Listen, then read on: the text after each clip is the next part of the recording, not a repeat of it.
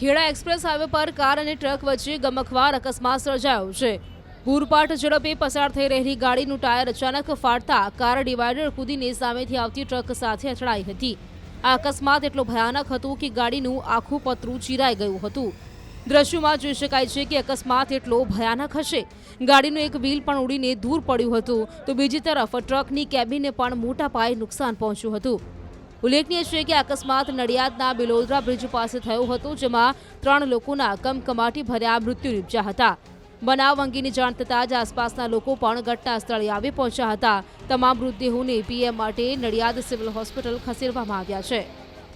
ત્યાં આગળ ખેતરમાં જતો હતો ત્યારે ઊંઘવાની તૈયારી કરતો ત્યારે અવાજ આવ્યો, દોઢ દોઢ જેવા અમે બાઇક લઈને આવ્યા ત્યારે અહીં આગળ ગાડી એના એટલું ખતરનાક એક્સિડન્ટ થયું હતું તે ઘટના સ્થળે તો ડ્રાઈવર તો એ થઈ ગયેલા। આગળ એક લેડીઝ હતા, એમનો પણ એક 14 કે 15 વર્ષની કોઈક બાબી હતી, છોકરી હતી, એનો થોડું એ હતું, પણ એક સાઈડમાં રહ્યા હતા એમનું થોડું હતું।